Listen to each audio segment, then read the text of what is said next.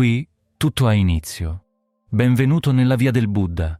Io sono Kenji e ti accompagnerò in questo viaggio interiore.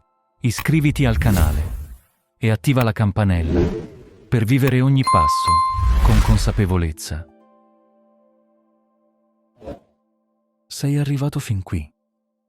Forse dopo una giornata che ti ha chiesto tutto. Forse dopo ore in cui hai dovuto essere forte, presente, capace.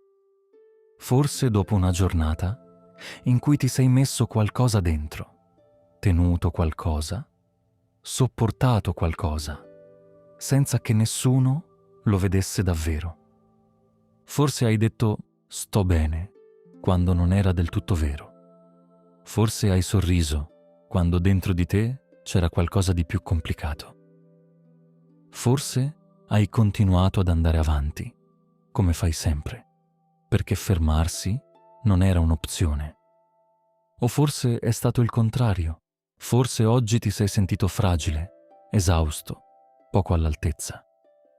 Forse hai avuto la sensazione di non avere abbastanza coraggio per quello che la vita ti stava chiedendo. Di non avere abbastanza energia, abbastanza chiarezza, abbastanza certezza. Forse hai fatto qualcosa di difficile e non sai ancora se era la scelta giusta. O forse hai rimandato qualcosa di difficile e adesso pesa. E adesso sei qui, in questo silenzio, cercando pace, cercando un posto dove non dover più essere niente di particolare. Questo è quel posto. Non devi fare nulla, non devi più riuscire, né dimostrare, né reggere. Non devi essere forte, né capace, né presente. Puoi semplicemente esistere in questo momento, esattamente come sei. Lascia che il corpo si abbandoni al posto in cui si trova. Senti il peso delle gambe che si depositano sul materasso. Senti i piedi trovare il calore delle lenzuola. Senti le spalle, che forse hanno portato molto oggi, lasciarsi andare verso il basso. Giù, ancora un po' giù, come se ogni respiro sciogliesse un nodo invisibile che non sapevi di avere. C'è qualcosa che voglio dirti stasera, prima di cominciare. Qualcosa di importante. Il coraggio non è quello che pensi. Non è l'assenza di paura. Non è la certezza che andrà bene. Non è la capacità di non vacillare mai. Non è nemmeno la forza di reggere tutto senza chiedere aiuto. Il coraggio è qualcosa di molto più silenzioso. È la scelta di fare un passo anche quando non sai dove porta. È la capacità di alzarsi anche quando si è caduti. È il decidere di restare fedele a qualcosa di importante, una persona, un valore, una promessa fatta a se stessi, anche sotto pressione, anche quando sarebbe più semplice lasciar perdere. E la perseveranza non è ostinazione, non è la testardaggine di chi non sa fermarsi. È qualcosa di molto più gentile. È la fede tranquilla che il cammino vale la pena di essere percorso, anche nei tratti difficili. È il respiro lungo di chi non corre, ma non si ferma. Stasera, 3 storie antiche ti accompagneranno nel sonno. Vengono da un testo sacro del buddismo, i Jataka. Sono racconti nati più di 2000 anni fa, tramandati di voce in voce, di cuore in cuore, attraverso i secoli e i continenti. Si dice che siano le storie delle vite passate del Buddha, non vite di perfezione assoluta, ma di scelta, di caduta, di rialzarsi, di imparare. Storie umane, in tutto il senso della parola. La prima parla di un cavallo straordinario che ha scelto di inventare un modo nuovo di fare le cose, un coraggio che non assomiglia a quello dei libri di storia. La seconda parla di uno stormo di 1000 quaglie e di come l'unità tra esseri diversi possa essere la forma più alta di forza e di quanto sia fragile e quanto vada custodita ogni giorno. La terza parla di un giovane che ha trasformato un villaggio intero con la pazienza e la cooperazione e di come la vera cooperazione abbia poi richiesto qualcosa di ancora più difficile: fare spazio a chi era rimasto fuori. Queste storie non ti daranno risposte, non ti diranno cosa fare della tua vita, ma forse, mentre le ascolti, qualcosa dentro di te si ricorderà di sé, di ciò che sai già nel profondo, anche quando la stanchezza lo copre. Adesso, prima di cominciare, facciamo 3 respiri insieme. Il primo respiro è per lasciare andare la giornata. Inspira lentamente, riempi il petto, il ventre, porta l'aria fino in fondo e poi espira, lunga, lenta, come se lasciassi uscire tutto quello che la giornata ti ha lasciato addosso. Vai. Il secondo respiro è per portarti qui, in questo momento preciso. Inspira. Senti il corpo che respira. Senti il punto di contatto con il materasso. Senti la temperatura dell'aria. Senti il silenzio intorno. Espira. Sei qui. Solo qui. Nient'altro esiste in questo momento. Il terzo respiro è per te. Inspira con delicatezza, come se stessi raccogliendo qualcosa di prezioso, ed espira, lasciando andare ogni aspettativa su questa notte. Non importa se ti addormenterai subito o no. Non importa se il sonno verrà tardi o presto. Non devi fare niente di giusto stanotte. Lascia che questa voce ti accompagni, semplicemente. Bene. Lascia che gli occhi si chiudano, se non l'hanno già fatto. Lascia che il respiro diventi il ritmo di questa notte. Lento, naturale, completamente tuo. E ora la prima storia.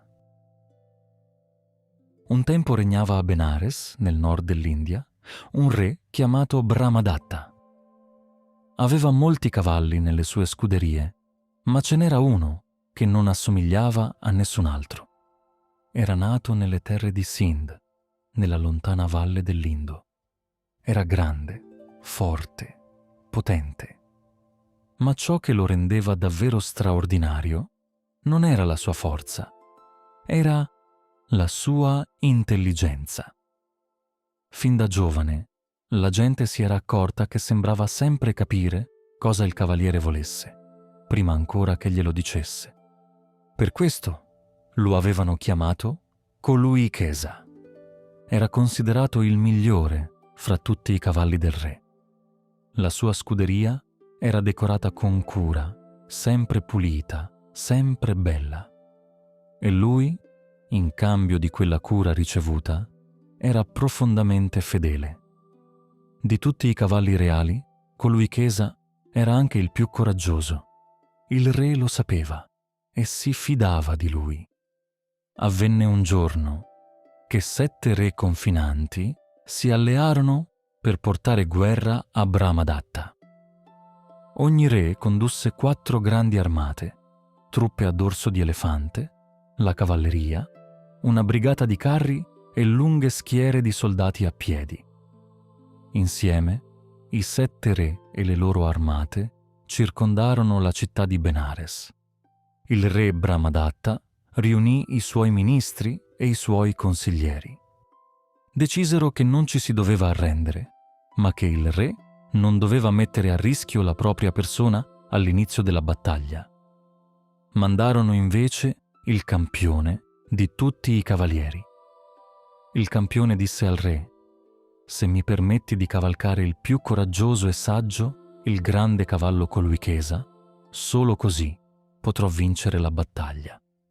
Il re acconsentì. «Su di te e su Coluichesa è la salvezza del paese in questi tempi pericolosi. Prendi con te tutto ciò che ti serve». Il campione andò alle scuderie reali.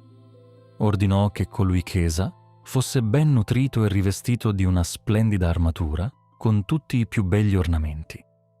Poi si inchinò rispettosamente e salì sulla sella. Coluichesa comprese subito la situazione. Pensò: «Questi 7 re hanno attaccato il mio paese e il mio re, colui che mi nutre e si prende cura di me e fa assegnamento su di me. Non posso lasciarli vincere. Ma non posso nemmeno permettere che il campione uccida questi re. Voglio insegnare un modo nuovo. Catturerò tutti e 7 i re senza uccidere nessuno. Sarà una grande vittoria».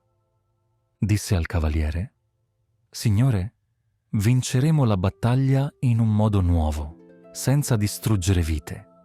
Devi solo catturare ogni re, uno alla volta, rimanendo saldo sul mio dorso. Lascia che trovi io l'esatto percorso tra le molte armate. Ti mostrerò il coraggio che va oltre il vecchio modo, quello di uccidere». Si drizzò in modo maestoso sulle sue potenti zampe posteriori. La terra tremò quando gli zoccoli anteriori ritornarono al suolo e si lanciò nel mezzo delle 4 armate del primo re. Aveva la velocità di un lampo, la potenza di 100 elefanti e una fiducia serena e luminosa come quella di chi viene da un altro mondo. Gli elefanti si ritirarono impauriti perché non ricordavano un cavallo simile. I cavalli della cavalleria si inchinarono al loro simile straordinario. I soldati a piedi si dispersero come foglie davanti al vento. Il primo re fu catturato senza spargimento di sangue e portato dentro la città di Benares.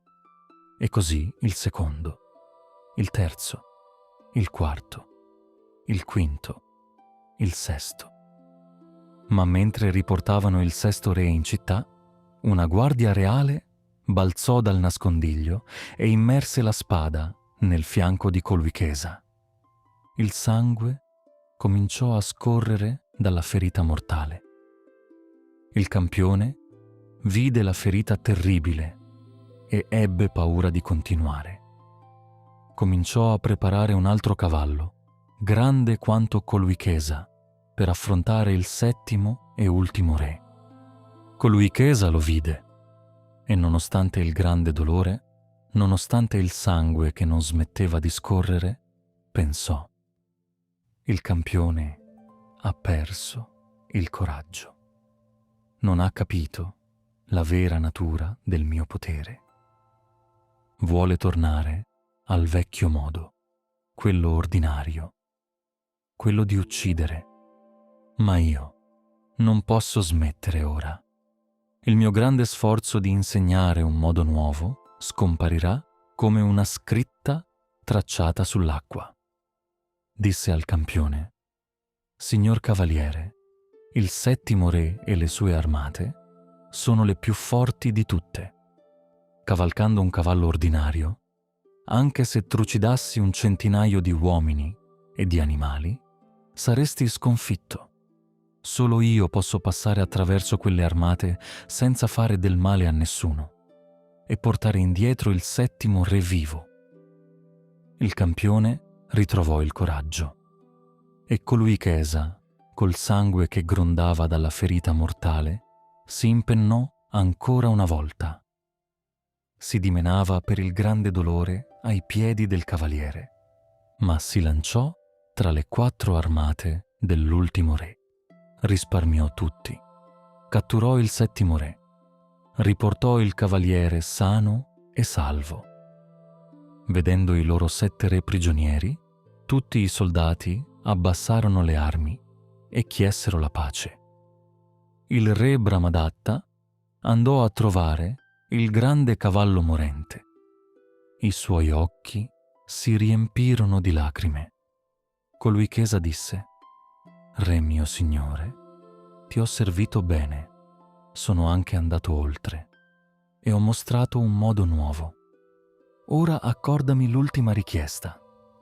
Non uccidere nessuno dei 7 re, anche se ti hanno offeso, perché una vittoria sanguinosa pianta il seme di una nuova guerra. Lasciali tornare ai loro regni e possiate tutti vivere in pace d'ora in poi. Compi solo azioni rette. Sii generoso. Governa con giustizia e compassione». Poi chiuse gli occhi e tutti piansero la sua morte. In sua memoria i 7 re firmarono la pace e mai più si fecero guerra. La morale è: la vera pace si ottiene solo con mezzi pacifici.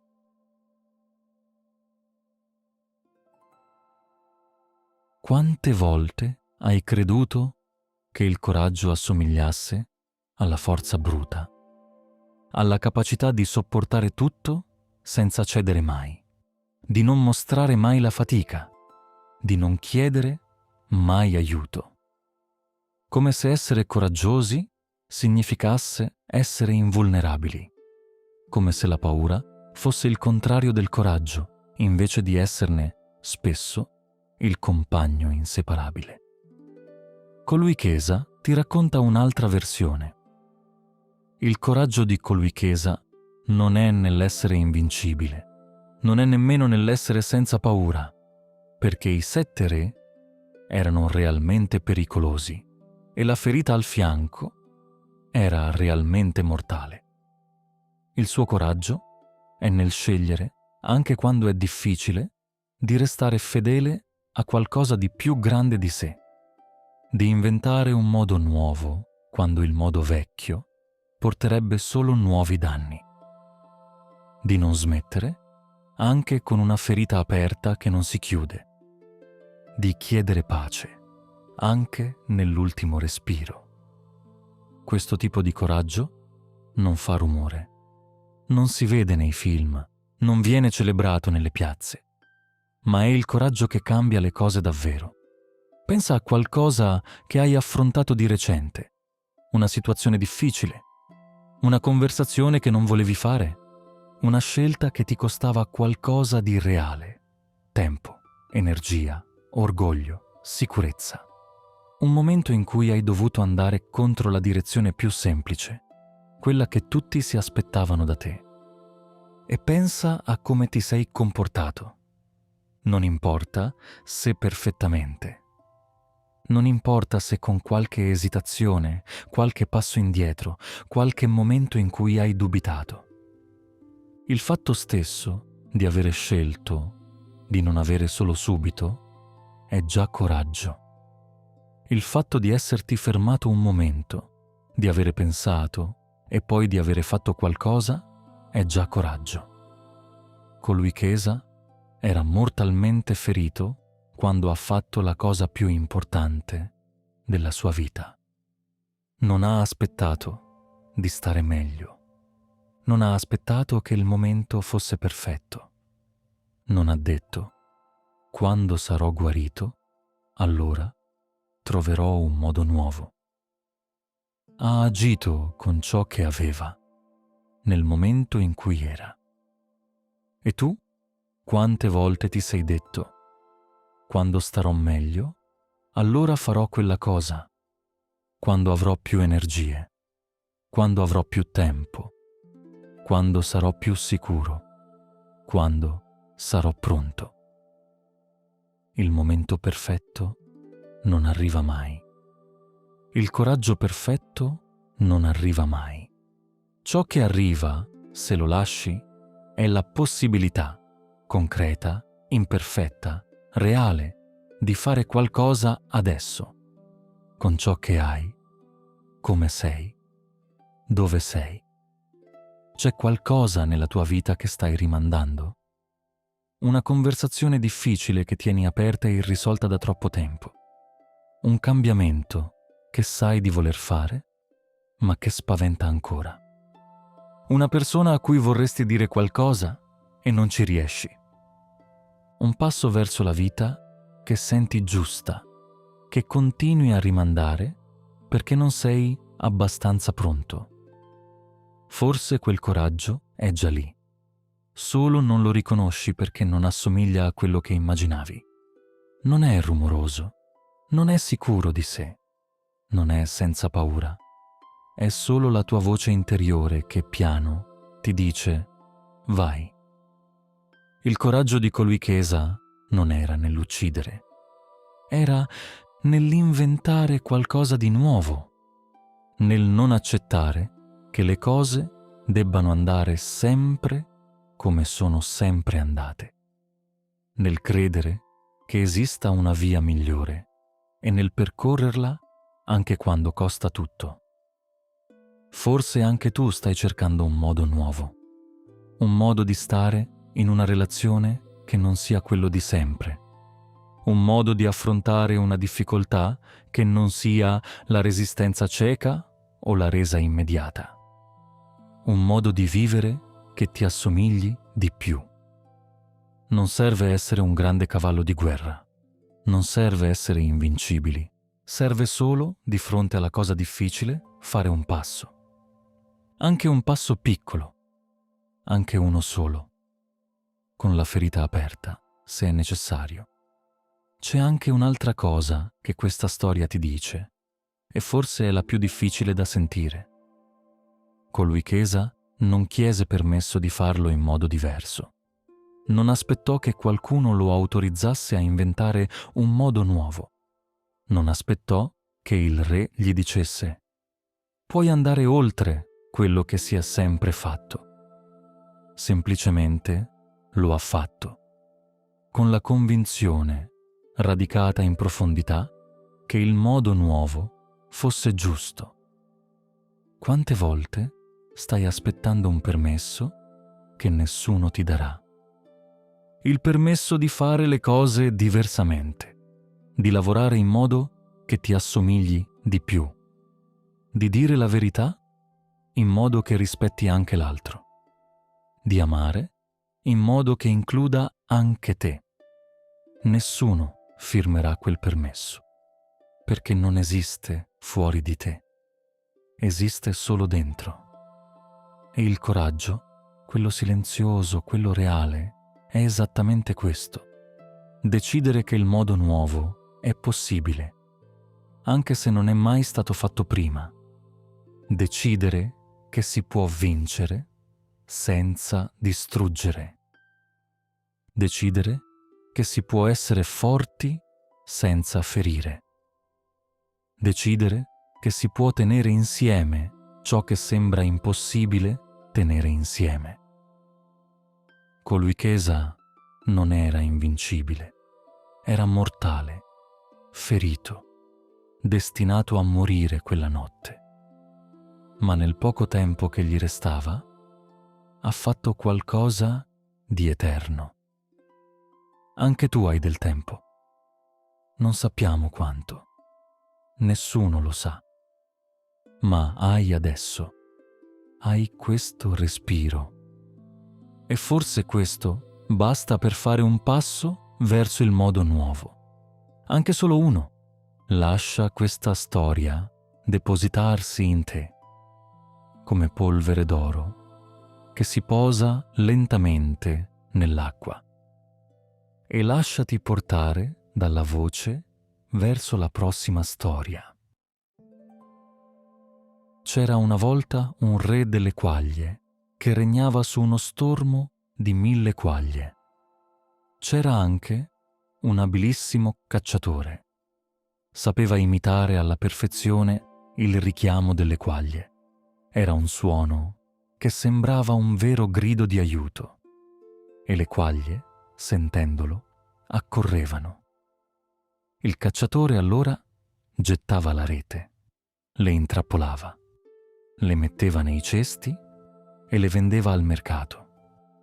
Il re delle quaglie era vigile e attento. Un giorno osservò il cacciatore al lavoro e capì il pericolo. Pensò: il cacciatore ha un buon piano per distruggere il mio popolo. Devo trovarne uno migliore per salvarci tutti. Riunì tutto il suo stormo di 1000 quaglie e invitò anche le quaglie dei dintorni. Disse: dobbiamo affrontare un grande pericolo. Molti dei nostri parenti sono catturati e venduti da un abile cacciatore, poi uccisi e mangiati. Ho escogitato un piano per salvarci. Quando il cacciatore ci coprirà con la sua rete, ognuno di noi deve alzare il collo nello stesso istante. Poi, tutti insieme, voliamo via con la rete e la lasciamo cadere su un cespuglio spinoso. Così terremo il cacciatore occupato e potremo salvare le nostre vite. Tutte le quaglie furono d'accordo di seguire questa strategia. Il giorno seguente, il cacciatore tornò. Fece il suo richiamo, attirò le quaglie, gettò la rete. Ma questa volta tutte le quaglie alzarono il collo nello stesso momento. Volarono via insieme, con la rete sopra di loro, e la lasciarono cadere su un cespuglio spinoso. Il cacciatore non riuscì a prendere nessuna quaglia e per il resto della giornata dovette liberare la rete dal cespuglio spinoso, perdendo tutto il tempo. La stessa cosa accadde il giorno successivo e il giorno dopo ancora. Il cacciatore tornava a casa a mani vuote e sua moglie lo rimproverò con parole taglienti. Ma lui le disse con calma: non pensare cose brutte di me, mia cara. In questi giorni le quaglie sono molto unite. Agiscono tutte insieme, alzano il collo e portano la mia rete nel cespuglio spinoso. Ma grazie a te ho capito cosa fare. Proprio come tu a volte litighi con me, anche loro un giorno litigheranno fra di loro, come fanno sempre i parenti. Mentre saranno occupate nei conflitti, potrò prenderle in trappola. Fino ad allora devo avere pazienza. Passarono molti giorni. Poi, una mattina dopo il solito richiamo, accadde qualcosa di piccolo. Una quaglia atterrò accidentalmente sulla testa di un'altra. L'altra si arrabbiò. La prima disse: «Scusa, è stato un errore. Non l'ho fatto apposta». Ma l'altra non volle sentire ragioni. Presto entrambe litigavano ad alta voce davanti a tutto lo stormo. Il re delle quaglie sentì quel litigio crescere. Disse con voce ferma: «Non c'è nessuna utilità nel conflitto. Continuarlo ci porterà al pericolo». Ma quelle due non volevano ascoltare. La loro ferita era più forte di qualsiasi ragione. Il re capì che le quaglie in litigio non avrebbero cooperato. Ordinò immediatamente al suo stormo di fuggire. Le sue 1000 quaglie fedeli si alzarono in volo all'istante, giusto in tempo, perché in quel momento il cacciatore gettò la rete. Le due quaglie che litigavano si trovarono sotto la rete. Una disse all'altra: «Non mi metto a reggere questa rete per te». «E io non la reggo per te», rispose l'altra. E anche alcune delle quaglie vicine dissero: «Perché devo prendere la rete per qualsiasi altro?» Il conflitto si allargò come un incendio che trova legna secca. Il cacciatore acchiappò tutte le quaglie rimaste, le stipò nel cesto e le portò a casa alla moglie, che ne fu felicissima, e invitarono tutti gli amici per un grande banchetto. La morale è: nella concordia c'è salvezza, nel conflitto c'è pericolo. Una piccola cosa, un piede posato accidentalmente nel posto sbagliato, un momento di distrazione. E tutto quello che era stato costruito con tanta fatica, la strategia, la fiducia, la cooperazione, la salvezza, si dissolve in un attimo. Hai mai vissuto qualcosa di simile? Hai mai visto un gruppo unito sfaldarsi per qualcosa che, guardato da fuori, sembrava così piccolo? Un malinteso, una parola fraintesa, un gesto letto nel modo sbagliato, una lite tra due persone che poi trascina dentro tutti gli altri, fino a dividere qualcosa che sembrava solido. Hai mai fatto parte di qualcosa di bello? Una squadra, una famiglia, un'amicizia, un progetto, che poi si è rotto non per una crisi grande, ma per una crepa piccola che nessuno ha pensato di riparare in tempo? La storia delle quaglie non parla di cattiveria, non parla di nemici che vogliono il tuo male, non parla di tradimento o di intenzioni malevole. Parla di come l'unità sia sempre qualcosa di fragile, qualcosa che non si mantiene da sola, qualcosa che bisogna scegliere ogni giorno di nuovo. Le quaglie che litigavano non erano malvagie, erano solo stanche, irritate, momentaneamente cieche a ciò che stava per accadere. Non riuscivano più a vedere il pericolo comune, perché erano troppo occupate a vedere il torto subito. La loro ferita era reale, la loro rabbia era comprensibile, ma in quel momento ha prevalso sulla loro capacità di cooperare. E questa è una cosa che succede. Succede nelle famiglie, nelle coppie, tra colleghi, tra amici.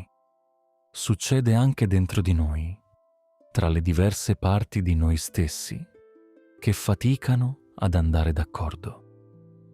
Quante volte una ferita piccola, una parola detta male, un gesto trascurato, un malinteso mai chiarito, ti ha fatto dimenticare ciò che avevi costruito insieme con qualcuno? Quante volte hai smesso di tenere la rete per qualcuno perché eri ancora arrabbiato per qualcosa di piccolo? Non per cattiveria, non perché non ti importasse di quella persona, ma perché la stanchezza restringe il campo visivo e quando sei stanco vedi solo il punto dolente. Il re delle quaglie sapeva che il pericolo più grande non era il cacciatore, era la disunione interna, era la possibilità che il conflitto diventasse più importante della sopravvivenza comune. Quante volte nella tua vita il pericolo più grande non viene da fuori, ma da dentro? Da una comunicazione che si interrompe lentamente, da una ferita che non viene guarita in tempo, da un non mi metto a reggere questa rete per te che nessuno dice ad alta voce, ma che tutti cominciano a pensare. C'è qualcuno nella tua vita con cui sei in conflitto, anche sottilmente? Non necessariamente una lite aperta e dichiarata. Forse solo una distanza che si è creata, un silenzio che dura da troppo tempo, qualcosa che non è stato detto e che pesa. Un gesto di riparazione che continui a rimandare perché aspetti che sia l'altro a farlo prima. Cosa succederebbe se domani scegliessi di fare un piccolo passo verso quella persona, non per avere ragione o torto, non per risolvere tutto in un colpo solo, che sarebbe impossibile e non necessario. Solo un gesto piccolo, come dire, con le parole o con un'azione, voglio che stiamo bene. Le quaglie del re volavano all'unisono perché avevano fatto una scelta deliberata.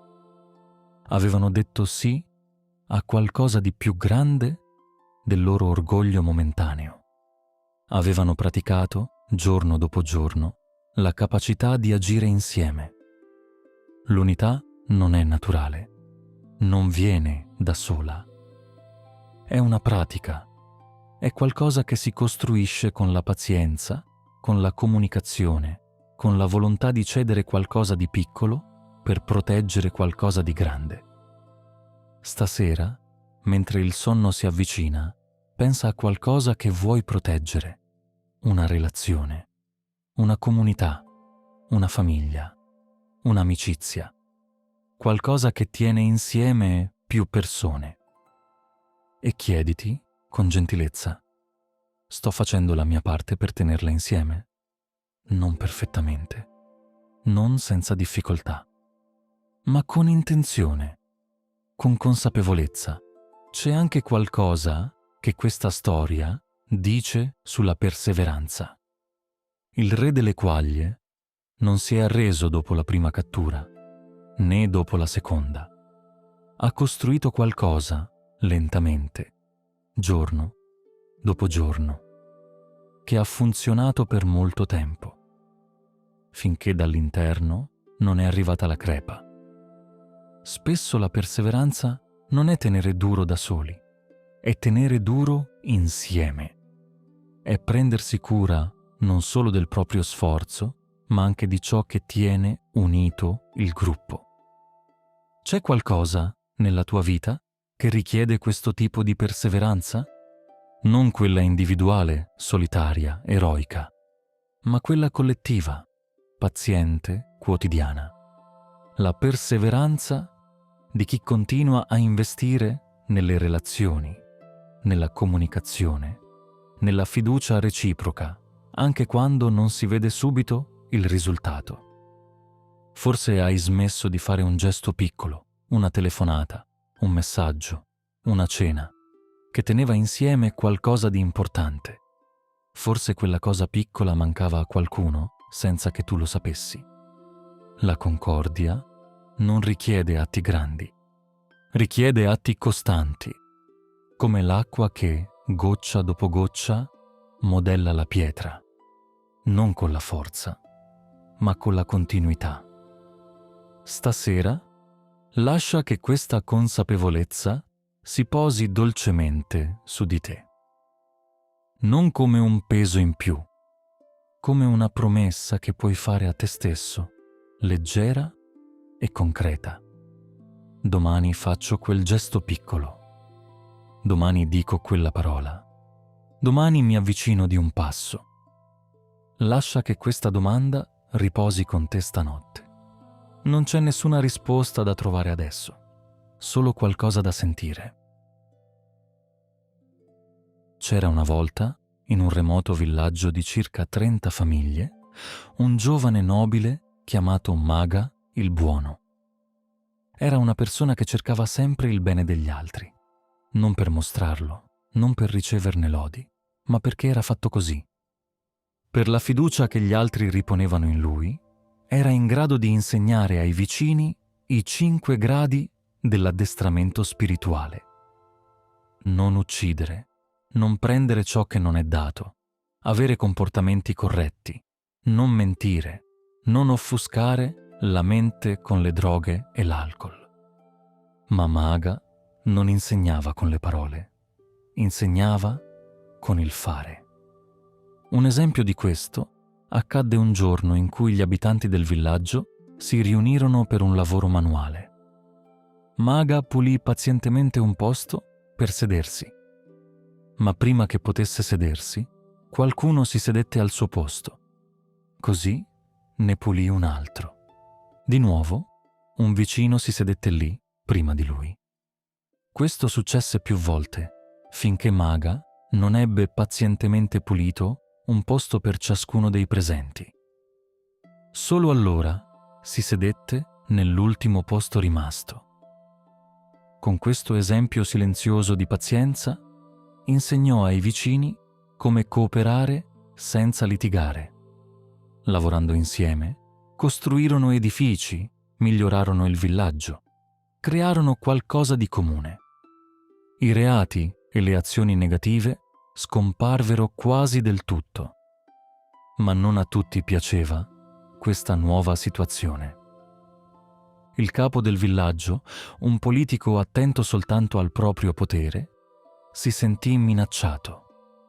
Nel passato traeva autorità dalle dispute tra la gente, dalle punizioni, dalle ammende. Quando la gente cominciò a vivere in pace, la sua influenza svanì. Così andò dal re e accusò i villici di essere pericolosi banditi. Il re, senza nemmeno interrogarli, ordinò che fossero calpestati a morte dagli elefanti. Tutti i capi delle 30 famiglie furono portati nel cortile del palazzo. Capirono che stavano per morire. Maga il buono disse loro: ricordate i 5 gradi dell'addestramento. Generate gentilezza amorevole verso tutti. Non adiratevi contro il re ingiusto, né contro il capo bugiardo, né contro gli sfortunati elefanti. Il primo elefante fu portato avanti dal suo Mahout. Ma quando il Mahout cercò di spingerlo a calpestare gli innocenti, l'elefante si rifiutò, barrì e se ne andò. E così fece ogni altro elefante. Nessuno volle calpestarli.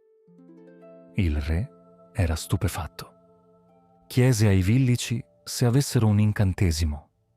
Maga il buono rispose: sì, lo abbiamo, ma non è il tipo di incantesimo che lanci tu.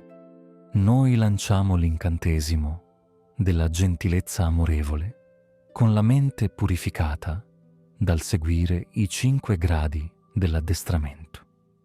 Siamo diventati inoffensivi e per questo gli elefanti non hanno voluto farci del male. Il re capì la verità. Confiscò le proprietà del disonesto capovillaggio e le restituì ai villici. Finalmente liberi, i villici decisero di intraprendere il loro progetto più ambizioso: costruire una grande locanda per i viaggiatori sul bordo della strada maestra. Gli uomini lavoravano bene insieme, avevano imparato la cooperazione con anni di pratica, ma c'era qualcosa che avevano dimenticato: le donne. Pensavano, senza nemmeno dirlo esplicitamente, che la costruzione fosse un lavoro da uomini, che la cooperazione di cui erano così orgogliosi riguardasse solo loro. La prima moglie di Maga si chiamava Agisce Bene ed era la più saggia di tutte. Voleva contribuire al progetto. Così si avvicinò al capo del cantiere e gli portò un regalo e gli chiese di trovare un modo per farla partecipare. Il capo capì. Segretamente le fece preparare la trave del tetto più importante, quella che avrebbe tenuto insieme l'intero edificio. Gliela affidò perché si stagionasse nel tempo giusto, diventando rigida e forte. Quando gli uomini giunsero al punto cruciale della costruzione, l'installazione della trave del tetto, cercarono nel villaggio una trave stagionata adatta e scoprirono che Agisce Bene ne aveva una perfetta, già stagionata, della misura giusta. Le dissero: «Possiamo comprarla?» Lei rispose: «Non è in vendita a nessun prezzo. Ve la dono volentieri, ma solo se mi permettete di partecipare alla costruzione». Gli uomini esitarono. Le donne non hanno mai fatto parte di questo progetto. Questo è impossibile. Tornarono dal capo cantiere e gli riferirono. E lui disse: «Perché tenete lontane le donne? Le donne fanno parte di ogni cosa in questo mondo. Siate generosi. Dividete l'armonia di questo lavoro anche con le donne. Allora il progetto e il nostro villaggio avranno ancora più successo». Così accettarono la trave e accettarono Agisce Bene. E poi le altre mogli contribuirono. Una donò un giardino meraviglioso con fiori e alberi da frutta. Una donò un grazioso laghetto con fiori di loto. La locanda fu completata. Era bella, accogliente, aperta a tutti. Per avere vissuto così, con giustizia, generosità e cooperazione, Maga il Buono morì con gioia nel cuore e rinacque come re del secondo mondo celeste. Con il tempo morirono anche i capi delle 30 famiglie e le sue mogli. Rinacquero tutti come dei, vicino al loro re. Quel paradiso divenne noto come il paradiso dei 33. La morale è: i 5 gradi dell'addestramento sono l'inizio della moralità. La moralità è l'inizio della pace e della felicità. Maga il Buono aveva capito quasi tutto. Aveva insegnato la cooperazione, la pazienza, la gentilezza amorevole. Aveva trasformato un villaggio intero. La sua vita era stata una lunga pratica di ciò che predicava. Eppure, nella costruzione della locanda c'era ancora qualcosa che mancava. Qualcuno che era stato lasciato fuori, non per malevolenza, non per cattiveria deliberata, semplicemente perché le cose erano sempre andate così. Le donne non hanno mai fatto parte di questo progetto. Quante volte hai sentito una frase simile? Quante volte l'hai pronunciata tu stesso, magari in modo diverso? Non ho mai fatto le cose in questo modo. Non è il nostro modo di lavorare. Questa cosa non l'abbiamo mai fatta prima. Non è il momento giusto per cambiare. La storia di Maga dice che la vera cooperazione include tutti, anche chi non era stato invitato prima, anche chi porta un dono che non avevi previsto nel piano, anche chi ti sorprende con una trave già pronta, stagionata in segreto, aspettando di essere chiamata. Pensa a chi tieni fuori, nella tua vita.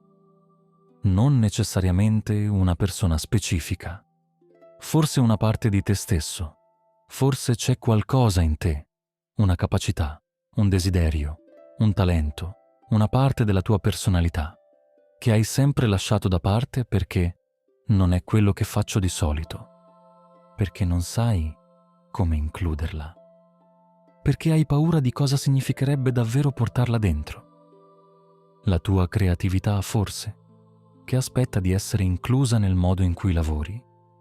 La tua sensibilità, che aspetta di essere inclusa nel modo in cui ami. La tua voce interiore, che aspetta di essere inclusa nelle decisioni che prendi. Agisce bene, non ha aspettato di essere invitata. Ha preparato la trave in silenzio, con cura, con pazienza lunga. Non per dispetto, non per risentimento, ma perché sapeva che quel contributo era necessario e voleva essere pronta quando fosse venuto il momento. C'è qualcosa che stai preparando in silenzio? Qualcosa che stai custodendo in attesa del momento giusto? Un lavoro che vuoi fare? Una cosa che vuoi dire? Un cambiamento che senti necessario? Non devi dimostrare niente stanotte. Non devi decidere niente. Ma forse vale la pena chiedersi: c'è un dono che sto tenendo nascosto? C'è una parte di me che aspetta solo di essere inclusa?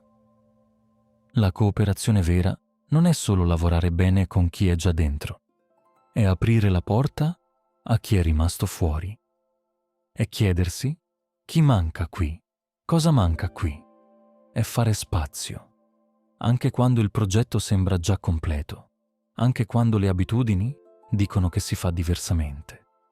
Fu il capocantiere, non Maga, non il re, a dire la cosa più importante: siate generosi, dividete l'armonia, allora avremo ancora più successo. La generosità non è solo dare oggetti o denaro, è dare spazio, è fare posto, è dire: qui c'è un posto anche per te, con umiltà, con apertura, con la consapevolezza che ciò che non hai ancora incluso potrebbe essere esattamente ciò di cui hai bisogno. C'è ancora un'altra cosa che questa storia porta con sé e merita di essere nominata. Bennata, la quarta moglie, quella che non aveva contribuito alla costruzione, non viene punita, non viene esclusa, non viene dimenticata, viene seguita con pazienza lunga, attraverso più vite. Sacca la cerca, la trova, le insegna, aspetta che sia pronta. Quante volte hai giudicato te stesso duramente per ciò che non hai fatto? Per i momenti in cui non hai contribuito, non hai dato, non sei stato all'altezza di ciò che avresti voluto essere? La storia dice che c'è sempre tempo per iniziare, che le occasioni perdute non scompaiono per sempre, che la generosità, quella vera, quella paziente, sa aspettare. Non sei condannato da ciò che non hai fatto ieri, non sei definito dai tuoi vuoti, dai tuoi ritardi, dai tuoi avrei potuto. Sei definito da ciò che scegli di fare adesso, anche se è tardi, anche se sembrava chiuso, anche se sembra un gesto piccolo. Agisce bene, ha preparato la trave. Bennata ha imparato i 5 gradi. Entrambe hanno trovato il loro posto, in tempi diversi, con doni diversi. Anche il tuo posto è lì. Anche il tuo momento arriverà, o forse è già adesso. Chi stai aspettando di invitare? Cosa stai aspettando di includere? Lascia che queste domande ti accompagnino dolcemente verso il sonno. Non richiedono risposta immediata, solo il permesso di essere. 3 storie, 3 luci nel buio. Un cavallo che sceglie la pace anche mentre il sangue scorre. Uno stormo che impara, a caro prezzo, quanto sia preziosa la concordia. Un villaggio che cresce abbastanza da fare spazio a chi era rimasto fuori. Queste non sono storie lontane da te, sono specchi. Ognuna di esse ha riflesso qualcosa di reale. Forse il coraggio che stai cercando in questo momento della tua vita e che forse non riconosci ancora come tale. Forse un conflitto che vorresti riparare e non sai come cominciare. Forse qualcosa di tuo che aspetta di essere incluso. Qualcosa che stai preparando in silenzio. Non devi risolvere niente stanotte. Non devi decidere niente. Non devi essere coraggioso, né unito, né cooperativo. Stanotte devi solo respirare e lasciare che il buio ti avvolga come una coperta che qualcuno ha riscaldato per te. Il corpo sa già cosa fare, sa come riposare, sa come lasciarsi andare. Lo ha fatto migliaia di volte. Hai solo bisogno di smettere di trattenerlo. Lascia le spalle andare giù, ancora un po' giù. Lascia la mandibola ammorbidirsi, i denti non più stretti l'uno all'altro. Lascia che le mani aperte sul materasso sentano il calore delle lenzuola. Lascia che le gambe diventino pesanti, come radici che entrano nella terra. Sei al sicuro. Non c'è niente che devi fare in questo momento. Niente che devi proteggere. Niente che devi difendere. niente che devi portare avanti adesso. Sei solo qui, in questo respiro, in questa notte che è tua. Il coraggio non scompare mentre dormi, anzi si rinnova. Ogni notte di sonno è un atto di fiducia profonda. Fiducia che domani ci sarà ancora, che domani avrai ancora la possibilità di scegliere, che domani il passo che non hai saputo fare oggi forse troverà il modo di farsi. La concordia non si perde mentre dormi. Le persone che tieni cara ti aspettano domani mattina.